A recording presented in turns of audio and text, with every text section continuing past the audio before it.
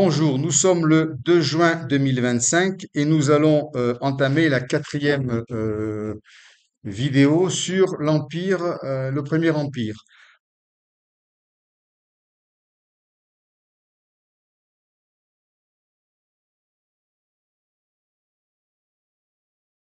Pendant que Napoléon quitte la campagne de Russie pour revenir plus rapidement en France, en Europe, l'ensemble des pays d'Europe se remobilisent, relèvent la tête, la Russie, la Prusse, l'Autriche et bien entendu l'Angleterre qui n'attend que ça, pour fonder ce qu'on va appeler la sixième coalition. On s'était arrêté à ce niveau. Cette sixième coalition, à quoi ressemble-t-elle et comment commence-t-elle? En fait, c'est un général prussien, le général von Wartenberg, qui fait partie des soldats napoléoniens, qui a fait la campagne de Russie avec Napoléon, qui, à un moment donné, en face de l'échec de cette campagne, Napoléon étant parti, décide de signer. Alors lui, il est d'origine prussienne quand même. Il décide de signer une paix séparée avec les Russes. C'est la convention de Torogen, qui est signée le 30 décembre 1812, et ça déclenche en Prusse toute une réaction qui fait que la plupart des dignitaires prussiens vont finalement imiter le général Wartenburg, et la Prusse va se relever par une association avec l'armée russe pour faire alliance contre Napoléon. Fort de cette réaction, que fait Alexandre Ier? Alexandre Ier, on s'en souvient, n'avait pas osé franchir le Niémen, parce qu'il est resté en Russie, il est resté chez lui. C'est un bon souverain, Alexandre Ier. Il ne commet pas de fautes, je dirais, intempestives. Mais là, comme les Prussiens l'acclament et lui demandent de venir, il franchit le Niémen et il vient libérer Königsberg. Königsberg, où toute la noblesse et les dignitaires et les officiers supérieurs prussiens s'étaient réfugiés et ont fui Berlin. Donc c'était un peu le refuge de la honte, Königsberg. Alexandre Ier vient les libérer et donc c'est un véritable triomphe. Les Prussiens accueillent les Russes avec une joie. Ce sont les libérateurs, hein. Les Russes sont pour les Prussiens ce que les Américains ont été pour les Français en 44. Voilà, ils arrivent en libérateurs. Donc, la Russie est bien le moteur de cette nouvelle coalition. Alexandre Ier est très fier parce qu'Alexandre Ier, depuis toujours, aspire à un grand succès populaire européen. Mais sa tactique du silence contre Napoléon et le fait qu'il soit parti par anticipation à Saint-Pétersbourg pendant que Napoléon rentrait à Moscou n'est pas très glorieux pour un empereur. C'était la tactique, rappelez-vous, de Kutuzov, hein, faire le vide, le silence, laisser faire l'hiver, laisser faire l'espace, laisser Napoléon s'épuiser et mettre le feu à Moscou. Ça a été très payant. N'empêche que c'est pas glorieux. Alexandre Ier est toujours en quête de cette gloire militaire, en quelque sorte, et là, il est en train de toucher les dividendes du succès, car il a été accueilli comme un grand libérateur en Prusse. Et donc, il va être le moteur de cette nouvelle coalition qui va se fonder au début de l'année 1814.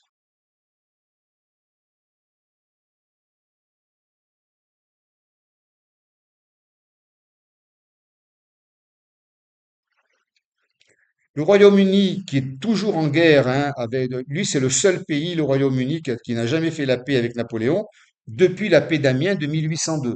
Donc, ils sont en guerre depuis 1803 et eux sont prêts à financer une nouvelle coalition pour se débarrasser de ce qu'on appelait à l'époque l'ogre corse, hein. C'était aussi le surnom de Napoléon. Coup de théâtre politique en Suède. Que se passe-t-il en Suède? C'est très étonnant la situation de la Suède, c'est pour ça que je l'ai encadré, parce que la Suède n'était pas vraiment partie prenante dans l'épopée napoléonienne. Ils étaient un peu au nord, un peu au-dessus, donc ils n'ont pas été directement concernés. Mais n'empêche qu'il y a eu en Suède une crise politique grave, qui a une véritable guerre civile, qui fait que la dynastie qui régnait en Suède, c'était la dynastie des Gustav, ils s'appelaient tous Gustav, je crois, de mémoire, hein, parce que j'ai pas vu ça de près, s'est retrouvée en disgrâce et même à telle enseigne que un dignitaire suédois avait été lapidé par la population. Alors vous le connaissez bien, c'était l'amant de Marie-Antoinette. Qui se souvient de cette période-là quand on l'a vu sur la Révolution française? Donc Marie-Antoinette avait un officier prussien qui s'appelait Alex de Fersen, qui était amoureux d'elle et qui a organisé la fuite à Varennes pour sauver la reine. Ce Alex de Fersen, bon, il s'est consolé depuis, parce qu'il y a déjà longtemps, qui incarne comment dire, la dynastie régnante en Suède, à l'occasion d'un enterrement, est pris à partie par la foule, piétiné et lapidé. Donc le malheureux, il meurt dans des circonstances brutales, ce qui veut dire qu'en Suède, il y avait un climat de révolte extrêmement violent contre la dynastie régnante. Et les dirigeants, en fait, les Suédois souhaitent que la Suède soit prise en main par un monarque qui ne soit pas issu de la dynastie d'origine, qui soit ami avec la France, ils ont peur de Napoléon, et qui les protège des Russes, donc un militaire compétent. Et le hasard a fait que un général napoléonien, Jean-Baptiste Bernadotte, avait tout à fait le profil pour remplir ce poste-là. Et donc, il est devenu, par la suite de circonstances, hein, il a rencontré les Suédois, etc., prince héritier de Suède le 21 août 1810. En 1810, il n'y avait pas de problème avec Napoléon. C'est-à-dire que Bernadotte devenait non plus il n'était plus général de l'armée napoléonienne, mais souverain, enfin, prince héritier. Il n'est pas encore roi, il est prince héritier de Suède. Bon, Napoléon n'y voit pas d'inconvénient dans la mesure où la Suède était un pays associé à la France, donc pourquoi pas. Et c'est comme ça que Bernadotte se retrouve à la tête de la dynastie suédoise. Il deviendra roi de Suède en 1818, donc après. Pour l'instant, il n'est que prince héritier. Mais ça suffit pour qu'il prenne des décisions parce qu'en même temps, c'est un grand militaire. Et Bernadotte avait dit une chose extraordinaire euh, avant la campagne de Russie. Il avait dit Napoléon entrera dans Moscou vaincu. Ça, il fallait le dire, il fallait le savoir. Ça voulait dire que Bernadotte savait que Napoléon irait jusqu'à Moscou, alors que Napoléon, on l'avait vu, n'avait pas l'intention au début d'aller à Moscou. Il voulait faire peur à Alexandre Ier.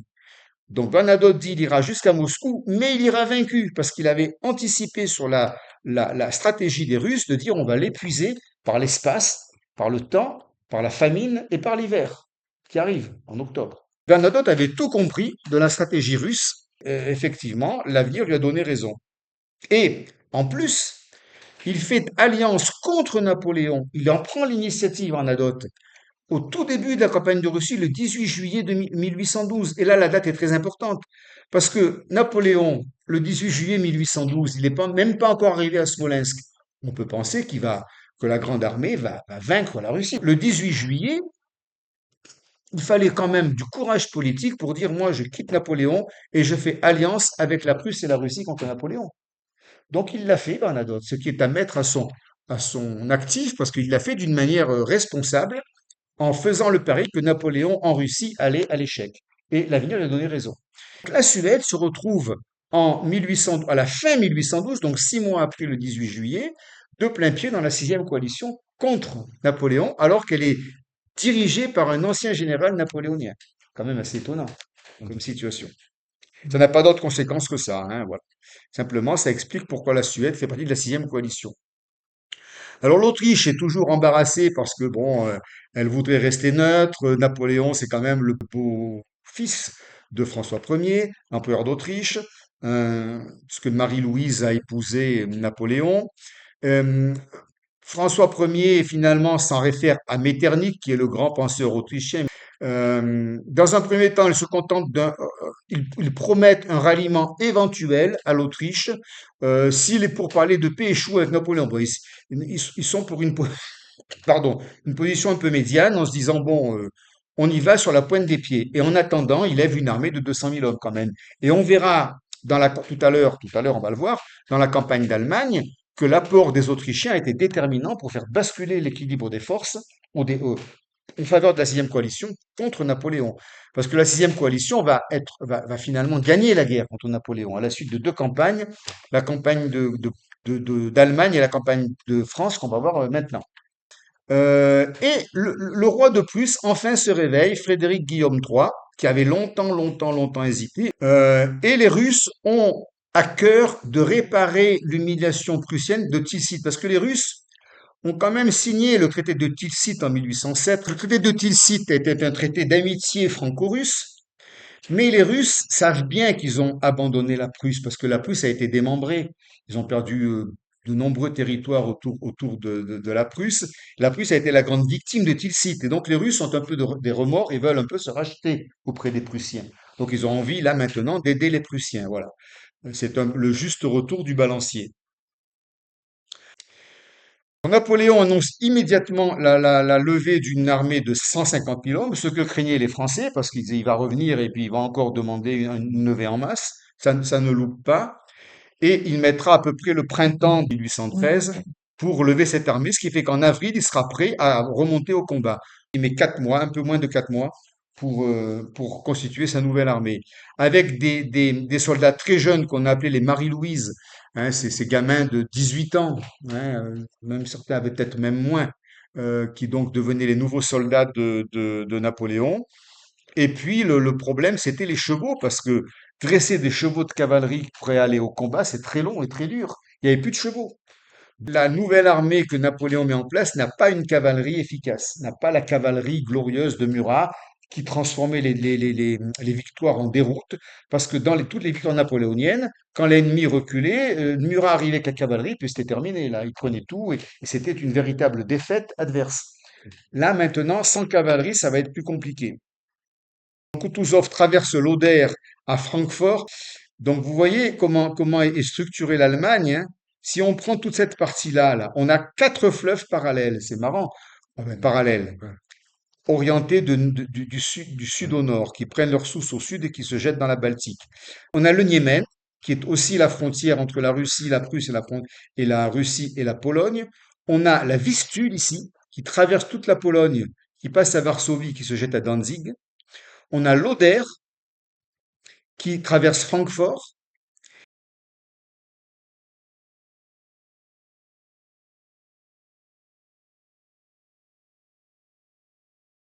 et on a l'Elbe ici, l'Elbe qui se jette à Hambourg.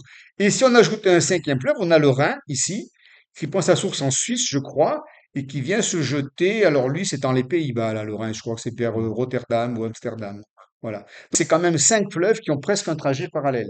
Alors, vous voyez, les Russes, là, ils ont franchi le Niémen et ils sont allés. Alors là, j'ai mis Danzig, mais à côté, il y a Königsberg, hein. C'est pas loin Königsberg. Ils sont allés libérer Königsberg et alliés, on voit Kutuzov allié à Blücher ici, ou Blücher, je sais pas comment on dit. Donc c'est les Prusso-Russiens, là, les Russo-Prussiens qui franchissent l'Oder et donc qui arrivent vraiment sur le terrain où ils vont affronter Napoléon en Saxe, là. Le 4 mars, les Prussiens et les Russes franchissent l'Oder. Ils sont commandés, ces Prussiens, par Gebhard von Blücher, un vieux général, il est né en 42, hein, donc c'est pas un perdreau de l'année. C'est un vieux général qui va aller jusqu'à Waterloo, hein, voilà, avec des bonnes compétences militaires. En même temps, il va être vaincu plusieurs fois dans la campagne d'Allemagne ou de France contre Napoléon. Euh, alors la Saxe, alliée de la France, est la première cible de la coalition parce que tous ces pays veulent en fait que les pays allemands qui ont fait allégeance à Napoléon se retournent contre Napoléon. Et donc la Saxe est la première cible de ces pays-là. On espère qu'avec un effet domino, hein, si la population saxe se rallie, ensuite Bavière, Westphalie, Confédération du Rhin, tous les petits pays allemands vont revenir à leurs origines, c'est-à-dire une armée prussienne contre Napoléon, ce qui est logique, parce qu'au départ, ils sont allemands. La Prusse déclare la guerre à la France le 16 mars 1800. Alors là, j'ai marqué. Non, pardon, tout à l'heure, j'ai dit 1814. Je crois que c'est. Non, on est en 1813, là, attention, hein. Puisque la fin de la campagne de Russie, c'est novembre-décembre 1812. Donc là, tout à l'heure, j'ai dit 1814, je me suis trompé d'un an. C'est 1813. Il faut faire attention. Donc la Prusse déclare la guerre à la France. Le 17 mars, le roi de Prusse fait un appel à son peuple. L'appel à ce peuple rappelle les lettres au peuple allemand que le philosophe Fichte, on avait vu ça la dernière fois, faisait aussi. Fichte faisait des grands discours sur l'exaltation nationale de l'Allemagne, de l'âme allemande, très romantique, et ça s'appelait Adresse au peuple allemand. Et là, on peut dire que le souverain prussien s'inspire un peu de ça en faisant un appel à son peuple qui évoque enfin la nécessité de défendre l'honneur national. Mais on a envie de dire, mais Que n'a-t-il fait plus tôt? Parce que ça fait longtemps qu'on attend que le souverain de Prusse sonne la rébellion contre Napoléon. Il a pas pu le faire plus tôt parce que ils ont été vaincus militairement. Il s'ensuit une mobilisation massive et une réforme militaire qui est menée par le fameux général Karl von Clausewitz. Aujourd'hui, on parle beaucoup de Clausewitz, qui a beaucoup réfléchi sur la guerre, qui était un théoricien, et c'est lui qui a dit la guerre est la continuation de la politique par d'autres moyens.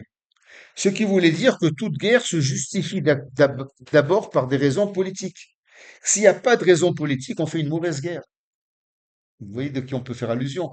Dire la bonne guerre, c'est la guerre qui a une cause, qui correspond à une aspiration populaire de libération, vous voyez, d'émancipation. Et la mauvaise guerre, c'est celle finalement qui n'a pas de cause et qui n'est pas le prolongement d'un combat politique, une guerre d'oppression. Voilà.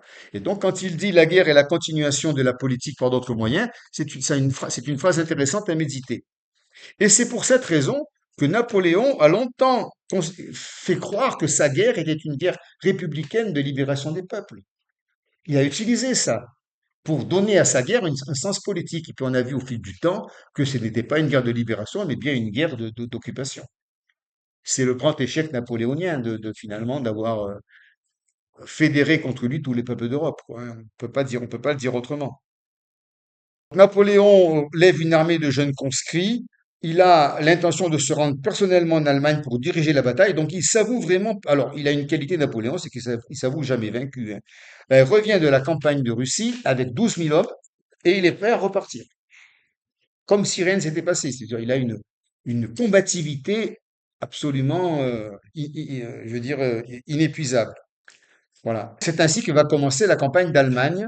Et on va voir que elle va commencer par des victoires françaises. Et elle va mettre, alors, Napoléon va perdre la campagne d'Allemagne, comme il va perdre la campagne de France. Et paradoxalement, ces campagnes-là mettent en exergue son génie militaire. On voit qu'il arrive à gagner des batailles, alors qu'au départ, il est en infériorité numérique. Il est sur plusieurs ennemis qui l'entourent, et il arrive quand même à gagner des batailles. C'est peut-être là qu'on voit le plus, parce que là, il n'a pas 600 000 hommes. Vous voyez, il a une armée qui est quand même réduite et il gagne encore des batailles contre des ennemis plus forts que lui en nombre. Et c'est là que son génie militaire va être vraiment reconnu par ses adversaires et ils vont s'adapter à l'idée que Napoléon est plus fort que eux militairement. Vous allez voir, les adversaires vont être très intelligents. Ils vont dire, puisqu'il est plus fort, on va changer de tactique. Alors, campagne d'Allemagne, avril-octobre 1813. Bon, l'armée française est affaiblie, elle n'a plus de vétérans, elle n'a plus de chevaux. 60 000 chevaux sont morts en Russie, et donc les nouveaux chevaux n'ont pas l'entraînement nécessaire pour la guerre. Donc c'est très compliqué. Cette armée comprend 200 000 hommes, mais Napoléon, et là le deuxième aspect de son génie, donc son premier aspect c'est génie militaire. Le deuxième aspect du génie de Napoléon, c'est sa capacité à galvaniser les hommes. Il est très fort pour attraper les gens et leur dire tu vas devenir un héros ensemble on va repartir et tu auras à nouveau des conquêtes éclatantes. Il arrive à galvaniser les hommes et à les remotiver. Alors, il utilise les sentiments patriotiques, il fait de la propagande, hein. La mythologie impériale, la menace des ennemis de la France, c'est toujours, voilà, c'est les ennemis de la France, alors que c'est quand même lui qui, au départ, est allé attaquer tout le monde. L'invincibilité de l'armée française, etc., la promesse de nouvelles victoires. Il arrive à remobiliser une nouvelle génération de soldats.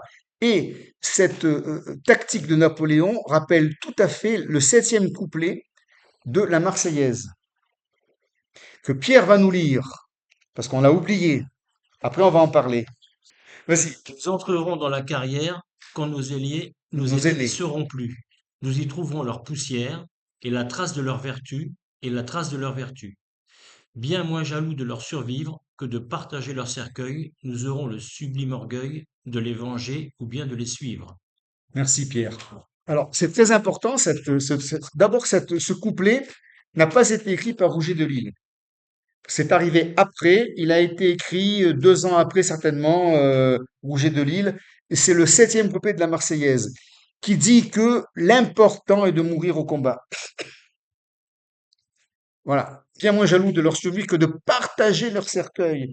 La nouvelle fierté du soldat, selon ce couplet, c'est de mourir à leur tour. C'est extraordinaire comme propagande. Et ça marche. Et Napoléon utilise l'esprit du septième couplet de la Marseillaise pour remobiliser une nouvelle armée et pour à nouveau repartir au combat dans la campagne d'Allemagne. Et de fait, les soldats vont le suivre. Donc je voulais mettre en exergue ce couplet qui correspond tout à fait à la tactique napoléonienne. C'est vrai, alors il s'adressait aux soldats, il faisait des discours devant les troupes, hein, il tirait l'oreille, il avait une attitude, il traversait ses troupes le voyaient beaucoup, et puis voilà, il avait une voix, oui, effectivement, je ne sais pas par quel moyen, par quel média il arrivait à... Mais ça marchait, Ça marche bien. ça a marché pendant longtemps. Et même après, bon, vous verrez, quand je vais parler plus tard du bonapartisme, son neveu, Louis-Napoléon, qui va devenir Napoléon III, il suffit qu'il se présente aux élections en 1940, en 1848, il fait 74% des voix au premier tour, De parti. parce qu'il s'appelle Bonaparte. Donc, cette propagande bonapartiste a marché au-delà de Bonaparte et de Napoléon, ou de Napoléon Ier. C'est assez fou. Le bonapartisme, j'y viendrai plus tard, le bonapartisme va bien entendu bien au-delà de la vie de Napoléon. On va y revenir à ça, parce que je voulais faire un parallèle avec les Russes aussi, mais c'est pas le moment. On y reviendra un peu plus tard. En 1813, Napoléon quitte Paris et il rejoint son armée de 200 000 hommes, établie à Erfurt. Alors Erfurt, hein, c'est une ville qu'il aime bien, parce que c'est là qu'il avait déjà invité en 1808, je crois, ou 7 ou 8, tous les dignitaires d'Europe pour fêter son apogée, hein. C'est une ville historique allemande, assez prestigieuse, assez belle, architecturalement. Donc il retourne à Erfurt avec quand même encore des généraux célèbre, hein, né Murat, hein, qui arrive de Russie. Donc voilà, parmi les vétérans de Russie, il y a au moins déjà ces deux-là. Davout, toujours là, et Oudinot, qui a donc participé à la bataille de la Bérésina. Soult, lui, est toujours en Espagne. Parce que Soult, il a fort affaire avec Wellington et ça se passera pas très bien en Espagne de ce côté-là. Alors là, au niveau de la campagne d'Allemagne, là, il faut jeter un coup d'œil sur la carte. Ici, vous avez une série de batailles, toutes les petites étoiles rouges, qu'il faut suivre avec les dates. Alors, c'est pas évident. Alors, comme c'est pas évident, je les ai numérotées, mais là, on voit pas les numéros. Lutzen, c'est ici. La première bataille, c'est le 2 mai. C'est une victoire napoléonienne. Les adversaires de Napoléon vont se réfugier ici à Bautzen, c'est le 20 mai, à 200 kilomètres, donc presque à la frontière avec la Prusse. Napoléon va les poursuivre. C'est parce qu'il n'a pas de cavalerie qu'il ne peut pas les anéantir. On va voir que ces premières batailles restent à l'avantage de l'empereur, ce qui est étonnant. Voilà, tout se passe dans ce contexte-là de la Saxe, hein, où toutes les batailles, la bataille d'Allemagne, en fait, c'est une bataille qui se passe en Saxe, avec juste au sud de Berlin, deux batailles ici qui sont des échecs d'ailleurs de ces officiers qui n'arrivent pas à entrer dans Berlin. Donc, à Lutzen, Napoléon dispose de 160 000 hommes, la plupart sans expérience du feu, contre 96 000 soldats russo-prussiens, parce qu'en fait, les Alliés ne sont pas tous ensemble, ils sont un peu dispersés. Mais on verra que ça fait partie de leur tactique aussi, ça. Napoléon coordonne une série de contre-attaques victorieuses. Alors, on rentre pas dans la tactique militaire, ce serait trop compliqué. Il y a des pertes, alors bien entendu, hein, 20 000 Français contre 18 000 Prussiens. Les coalisés finissent par battre en retraite, mais en bon ordre, et Napoléon prouve qu'il est toujours brillant sur un champ de bataille. Mais c'est ce que j'ai dit, il n'a plus de cavalerie, donc il ne peut pas poursuivre ses adversaires pour les anéantir. Le deuxième affrontement, c'est 200 kilomètres plus à l'est, hein, à Bautzen, ici, c'est pratiquement à la frontière de la Prusse, 150 000 hommes, etc. La manœuvre échoue car Napoléon voudrait encercler l'ennemi, mais il n'y arrive pas. Les coalisés s'échappent une seconde fois. Parce qu'en fait, ce dont on se rend compte au niveau des coalisés, c'est qu'ils ne font pas des batailles à mort. Dès qu'ils voient que ça tourne pas bien, hop, ils se dérobent. Donc on dit victoire de Napoléon, mais en même temps, les coalisés, eux, ils savent qu'ils ont rien à perdre parce qu'ils vont retrouver autour d'eux d'autres armées constituées. Donc c'est pratiquement une ressource inépuisable. Donc ils ont intérêt à refuser le combat à un moment donné, à se retirer en bon ordre, quitte à ce que Napoléon enregistre une victoire de plus. Mais après, ils savent que la réorganisation va leur permettre de réattaquer ailleurs avec d'autres forces. Il faut un petit peu cette politique du dérobement, hein, qui finalement va leur réussir. Et Napoléon va s'épuiser, on verra dans la campagne de France, ça va être exactement pareil, à courir de victoire en victoire, et à l'arrivée, il est quand même encerclé. Voilà. Napoléon est contrarié parce que ses victoires ne sont pas décisives. Eh oui. Il gagne, mais l'adversaire est toujours à côté, à 150 kilomètres. Le manque de cavalerie, ça, on va le retrouver. Ça va être le leitmotiv après la Russie, c'est la cavalerie qui manque. Finalement, un armistice est conclu pour 2 mois, et ça arrange tout le monde, parce que les alliés ont besoin les coalisés ont besoin de se réorganiser, puis Napoléon aussi, les Français aussi ont besoin de réorganiser leurs forces. Du coup, Napoléon accepte l'armistice. Le génie tactique de Napoléon, là, apparaît au grand jour. Les coalisés se rendent compte qu'ils ne peuvent pas, dans une bataille simple, quel que soit l'effectif, venir à bout de Napoléon. Ils vont donc changer de tactique, et on va voir comment. Cet armistice permet l'émergence de 2 événements importants. D'une part, une rencontre à Dresde entre Napoléon et Metternich, mais une rencontre qui ne donnera rien de positif. Parce que Napoléon, je ne sais pas ce qu'il attend de Metternich. Metternich attend de Napoléon des concessions qu'il n'obtiendra pas. Et les Alliés décident un plan militaire pour combattre Napoléon, qui va être autre que l'affrontement direct.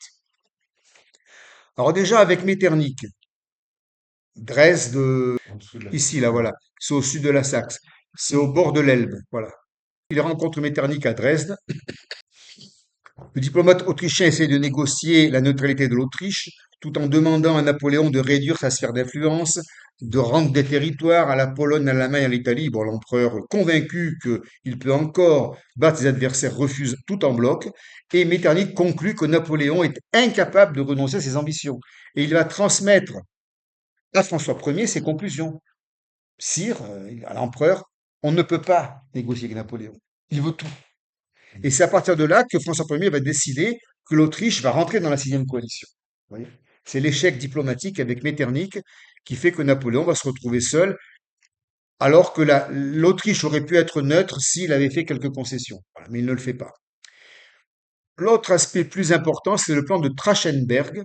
Les Alliés se réunissent à Trachenberg et réfléchissent. Alors Trachenberg, on l'a vu là, je l'ai mis en vert, vous voyez. C'est vraiment à la frontière entre la Prusse et la Pologne. Et là, ils se disent que pour vaincre Napoléon, en fait, il faut se dérober dans les combats contre où Napoléon dirige, et il faut viser les régiments qui sont dirigés par des généraux de Napoléon. Ils vont attaquer le maillon faible. Ils vont pas aller sur les régiments où Napoléon est présent. Et comme le théâtre des opérations, c'est toute l'Allemagne, Napoléon, il peut pas être partout.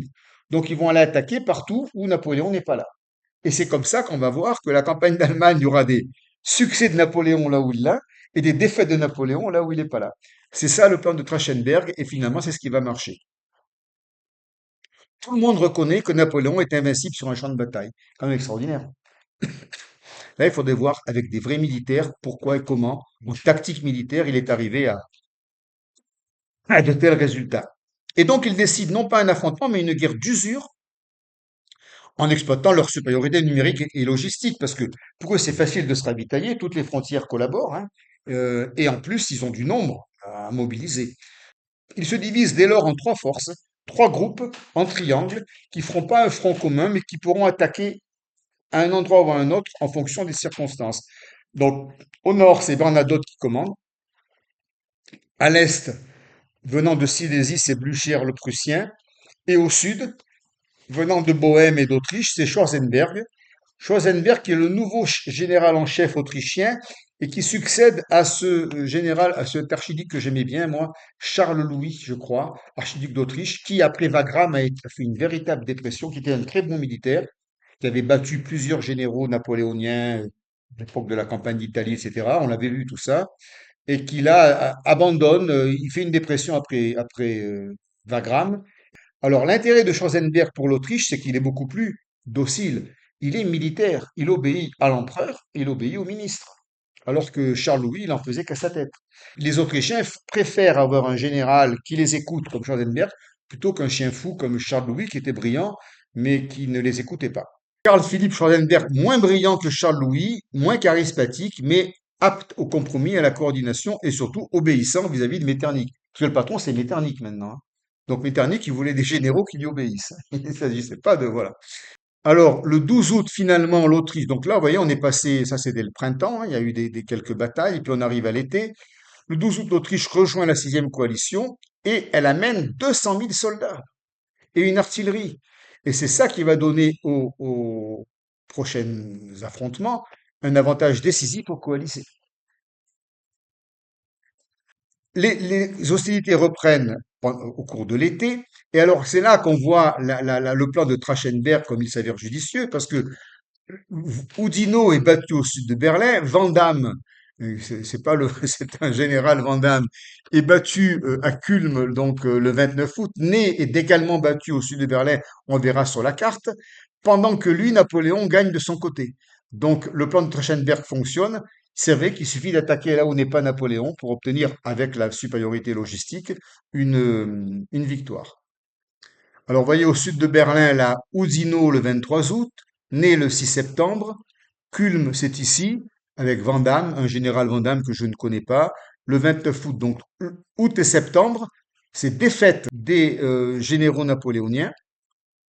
En même temps, mauvaise nouvelle, le 8 octobre, la Bavière, qui a toujours été un allié docile de l'empereur, rejoint la coalition et Napoléon va se retirer à Leipzig, ici. Napoléon, qui ne peut plus se réfugier du côté bavarois, va aller plus à l'est, ici à Leipzig. Alors pourquoi Leipzig? Ben, aux yeux de Napoléon, elle est située en zone pour l'instant alliée, puisqu'on est en Saxe, qui est encore le seul pays qui restait théoriquement favorable à l'empereur. Elle permet de recevoir des renforts de France, pourquoi pas. Et elle permet une éventuelle retraite vers l'ouest, vers Lutzen, parce que Lutzen ayant été une victoire française, elle est restée, il y a des garnisons, Lutzen c'est ici, hein, des garnisons qui sont restées, bon, donc ils pensent toujours à la retraite, quoi. Et on verra que de Leipzig, après, on va passer à la campagne de France, après la défaite de Leipzig. Alors, le 16 et 19 octobre 1813, c'est la bataille de Leipzig, c'est la plus grosse bataille napoléonienne jusqu'à la Seconde Guerre mondiale, parce qu'il y a 380 000 hommes côté coalisé contre 195 000 soldats français, commandés par Napoléon. Là, il est là, hein. C'est lui qui commande. Le 16, les forces coalisées attaquent à la fois. Alors, j'ai fait un plan de Leipzig qui est ici. Leipzig, une rivière ici, c'est l'Elbe. Un pont à défendre ici, qui est le pont de retraite éventuelle. En orange, ça c'était la carte de mon vieux livre d'histoire, hein. Je l'ai écrit le Monnier Jardin, classe de seconde 1960. Bon, moi j'étais en seconde en 72, mais c'était le même livre d'histoire. Donc j'ai photocopié la carte. Je l'ai un peu mis des couleurs parce qu'on comprenait pas grand-chose au départ. La retraite française prévue par Napoléon, c'est franchir l'Elbe ici et partir donc vers la France, vers Lutzen. Il est acculé en quelque sorte à l'Elbe par trois forces, Blücher au nord, Bernadotte à l'est et Schwarzenberg au sud. Alors Leipzig, que se passe-t-il à Leipzig? Le 16, c'est une attaque de Schwarzenberg et de Blücher, mais Napoléon parvient à résister et à repousser les Autrichiens jusqu'à Wachau. Bon, c'est pas loin, hein. Wachau c'est là, vous voyez. Les Autrichiens montent ici, il y a duel d'artillerie, hop, ils reculent, ils reviennent à Wachau ici, c'est le 16 octobre. Petite victoire française le 16 octobre, puisque les Autrichiens reculent. Ensuite, de 17, c'est statu quo, rien ne se passe, les forces se réorganisent. Et le 18, c'est l'assaut général. La Bernadotte a pris position à l'est, les coalisés lancent une attaque massive sur l'ensemble du périmètre, ils attaquent tous ensemble, ce qu'il fallait faire depuis le début d'ailleurs. Les Français donc combattent sur plusieurs fronts et ont dans le dos la rivière de l'Ester, qui est un affluent de l'Elbe. Donc combat acharné, etc. La bataille bascule en faveur des coalisés lorsque les régiments de la Confédération du Rhin commencent à déserter. Là, il se passe quelque chose d'important. Pour la première fois, les régiments napoléoniens désertent. Et Napoléon, quand il constate la désertion de régiments qui ne lui obéissent plus, décide la retraite. C'est là qu'ils essayent de franchir l'Esther par le pont qui permet aux troupes françaises d'évacuer Leipzig. Mais là, il y a une erreur de commise, c'est que l'officier chargé de la surveillance du pont le fait sauter trop tôt. Il y a encore 15 000 soldats qui sont à Leipzig quand le pont saute. Certains de ces soldats ils se jettent à la mer. Il y a quelques soldats polonais, le prince Joseph Antoine Poniatowski, qui va mourir noyé dans l'Elster. Je crois que c'est un ancêtre de Poniatowski qu'on a connu, hein. Il meurt noyé en essayant de traverser l'Elster à la nage. Leipzig est la plus grande défaite de Napoléon. L'armée française perd 60 000 hommes, 300 canons. La France n'a plus d'alliés et la Confédération du Rhin après Leipzig s'effondre totalement, hein, parce que là tous les pays, les principautés autour là vont après Leipzig vont dire bon mais nous c'est terminé et on constate que les Allemands reviennent aux Allemands, c'est-à-dire que les Allemands reviennent dans leur camp d'origine. Et Leipzig aura des conséquences directes sur la guerre d'Espagne parce que va faire Napoléon? Donc il bat en retraite, il revient sur la France, il rappelle toutes ses troupes, parce qu'il veut continuer la bagarre, hein. Ouais, Il ouais. veut pas se rendre. Il dit au régiment espagnol, maintenant vous quittez l'Espagne et vous montez m'aider. On revient. Il va dégarnir les territoires espagnols et donc Wellington va forcément avancer en Espagne. On termine la première partie par la bataille d'Espagne, la guerre d'Espagne. On avait vu qu'en 1810, Soult et Masséna avaient pour mission de régler le problème de l'Espagne. Soult avait commencé par s'emparer de Séville et Masséna avait été envoyé au Portugal. Là, on va le voir dans la carte ici, hein. Vous voyez, Soult a une victoire là, en janvier 1810 à Séville. Quant à Masséna, lui, il était chargé d'occuper le Portugal ici. Il a été arrêté, on s'en souvient, par la ligne de Torrevedras, qui avait été construite par Wellesley Wellington, hein, c'est le même personnage. Et il avait battu en retraite Masséna, et ensuite il va subir des défaites parce qu'il va être poursuivi, et faute de ravitaillement, il va se retrouver coincé et battu par Wellington qui le harcèle. En Espagne, ça se passe pas bien. Wellington, stratège inflexible, se lance à la poursuite de Masséna, qui cherche à se repositionner mais qui n'y arrive pas. Les Anglais remportent une bataille à Fuentes de Oñoro. Enfin, bon, c'est sur la carte, hein. Je ne suis pas allé personnellement, mais c'est ici, là. Mhm. Donc, vous voyez, c'est sur le chemin de retour de Masséna. Et ensuite, il va perdre. Alors, Ciudad Rodrigo, les Français avaient, Masséna avait une victoire en juillet 1810 et ensuite une défaite contre Wellington en janvier 1812. Ils se rebattent au même endroit. Mais cette fois-ci, ils perdent. Masséna finit par battre en retraite définitivement. Après la retraite de Masséna, Wellington va lancer des offensives contre les villes tenues par les Français. Il s'empare de Ciudad puisque Masséna n'est plus là pour le gêner, donc il va s'attaquer aux garnisons qui sont dans les villes. Ciudad Rodrigo est prise en janvier, Badajoz en avril, Salamanque en juillet. Et Wellington occupe Madrid provisoirement, mais bon, il occupe Madrid en août. Et tout ça, vous l'avez ici, donc c'est Wellington, vous voyez, fait ce trajet-là jusqu'à Madrid ici. Voilà.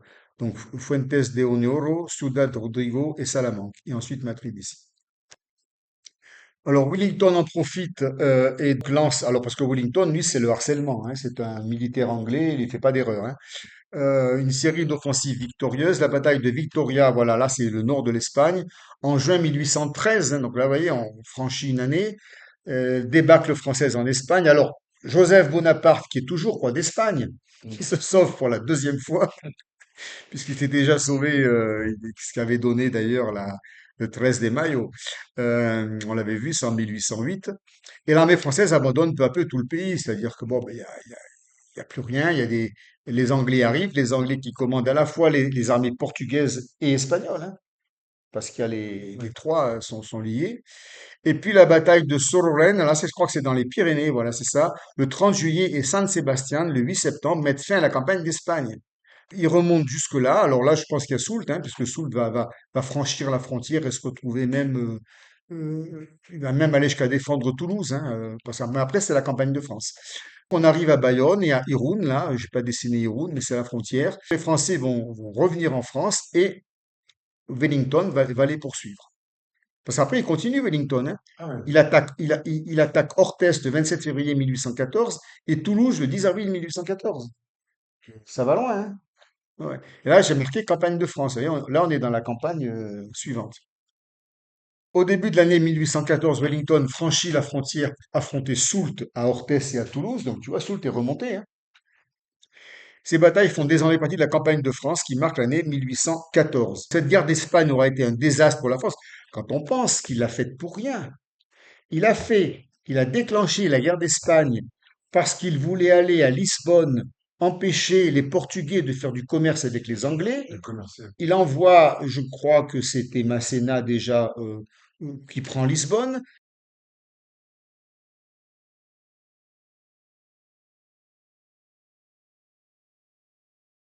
Mais ensuite, Murat s'installe en Espagne avec ses armées et ça provoque la rébellion espagnole. Parce qu'au départ, la France était alliée de l'Espagne. Donc la guerre d'Espagne, on l'a faite pour rien. Cette guerre d'Espagne est une catastrophe pour la France. Et Wellington, lui, grand héros anglais, Wellesley va devenir vicomte de Wellington. Il sera fait duc de Wellington après Waterloo, qui se déroulera le 18 juin 1815. Voilà pour la première partie d'aujourd'hui. Et nous allons ensuite parler de la campagne de France, mais c'est après la pause.